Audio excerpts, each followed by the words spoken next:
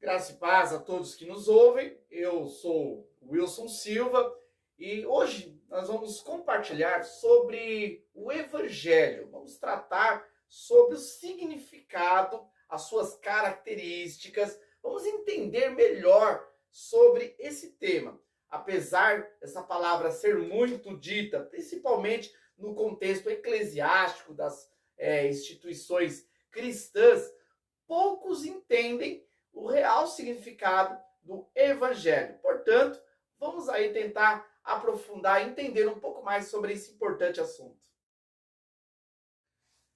É importante destacar que a palavra Evangelho, ela não nasceu da Bíblia, apesar de encontrarmos várias referências bíblicas que possuem esse termo.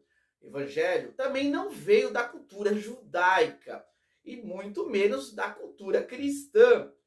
A palavra evangelho vem de origem grega, do contexto ali, mais precisamente, greco-romano, no qual esse significado utilizado por Jesus, evangelho, vai ter um maior significado, um maior entendimento.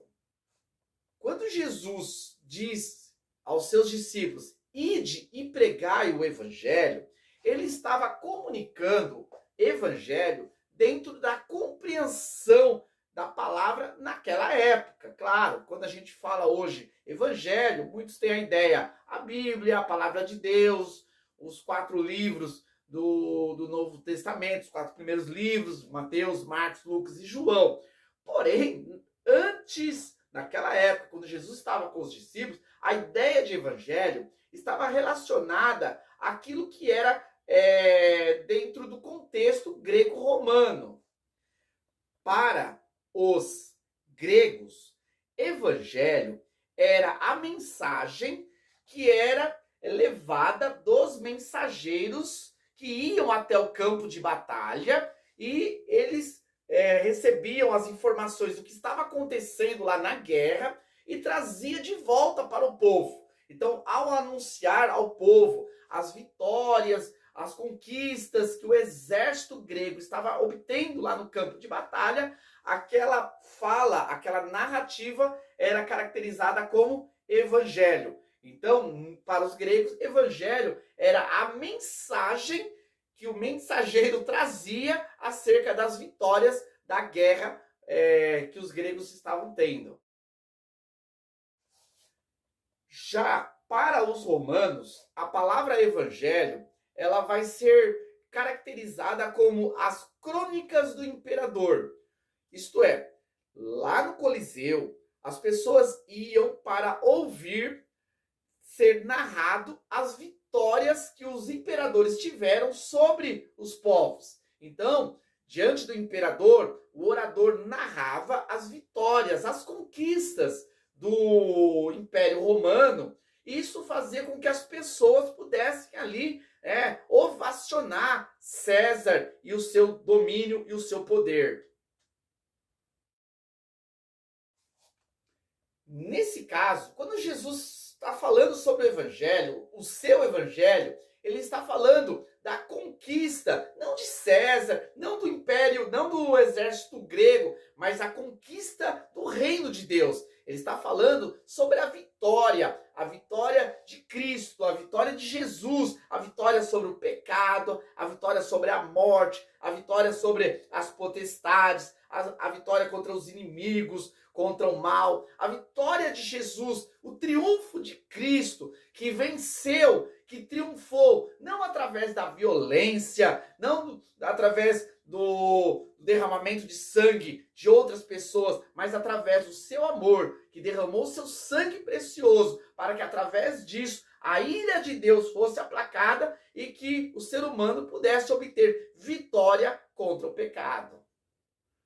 Quando Jesus fala para os seus discípulos acerca do evangelho que eles deveriam pregar, os seus discípulos têm o coração preenchido dessa graça de poder anunciar diante do Império Romano que César não era Senhor, que César não era poderoso, mas sim que Cristo era poderoso, que Cristo era poder sobre qualquer autoridade, que o exército de Jesus, o exército do reino de Deus, iria triunfar contra qualquer governo, contra qualquer exército que existisse na face da terra.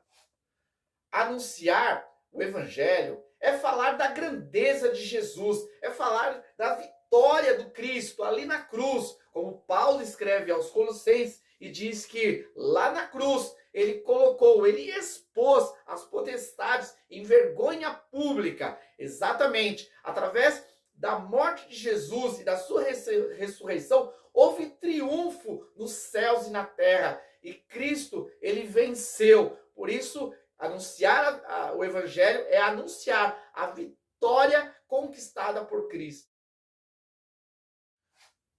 É nesse mesmo sentimento que Mateus, Marcos, Lucas e João, eles vão escrever as histórias relatando sobre a vida de Jesus. Ao escrever essas histórias, depois ficaram conhecidas e ganharam, né, o nome de Evangelho, porque essas histórias relatam as conquistas de Jesus, a vitória de Jesus. Por isso que nós temos 4 evangelhos. Foi criado, né, esse termo 4 evangelhos, porque ao estudar esses livros, ficou-se entendido que eles destacavam as vitórias de Jesus. Apesar de serem 4 evangelhos, nós temos uma história só. Entretanto, ela é escrita de várias perspectivas. Por exemplo, Mateus, ele vai escrever o evangelho, ele vai escrever a vitória de Jesus, mas ele vai escrever aos judeus, destacando que Jesus venceu, porque ele era o Messias, o rei dos judeus, aquele prometido lá no Antigo Testamento pelos profetas. Então, Mateus vai narrar a vitória de Jesus para os judeus, sendo que os judeus esperavam o Messias, o rei deles. Já Marcos vai escrever aos romanos, destacando para os romanos que Jesus era o servo de Deus, que ele venceu não através do diálogo apenas, mas sim através das ações. Marcos vai destacar as ações de Jesus. Jesus curando, Jesus libertando, Jesus triunfando, Jesus realizando coisas, porque para os romanos isso era importante. Se Mateus escreveu aos judeus e Marcos escreveu aos romanos, Lucas vai escrever aos gregos, lembrando que os gregos buscavam a sabedoria, o conhecimento. Eles almejavam o homem perfeito. É dessa mesma perspectiva que Lucas vai destacar a humanidade de Jesus. Jesus é detalhado nesse evangelho quando mostra que ele veio da genealogia de Adão, destacando que ele faz parte da humanidade. Em Lucas é destacado Jesus com 12 anos, mostrando que, como todo ser humano, Jesus passou por um processo de aprendizado, de crescimento. Mas Lucas vai destacar principalmente que Jesus era o homem perfeito, através das diversas parábolas que são apresentadas no Evangelho de Lucas. Vamos ouvir e enxergar a sabedoria desse homem perfeito, desse maior homem que passou por essa terra. E concluindo, o 4º evangelho, escrito por João, ele vai destacar a divindade de Jesus.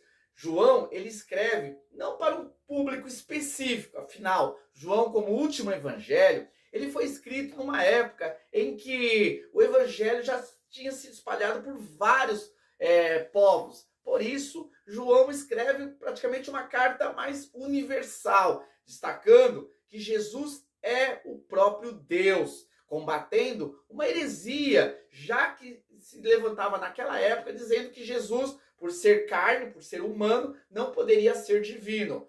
João, ele escreve destacando o triunfo de Deus, que se encarnou, que se fez homem e que venceu lá na cruz do Calvário. Hoje, nós continuamos a anunciar o Evangelho em diversas perspectivas, mas todas elas fundamentadas nas Escrituras Sagradas, mostrando que Jesus, ele venceu, ele triunfou e que essa vitória ela é propagada e anunciada por aqueles que foram agraciados por essa verdade. Obrigado por nos acompanhar até aqui e que Deus continue abençoando a sua vida. Até mais.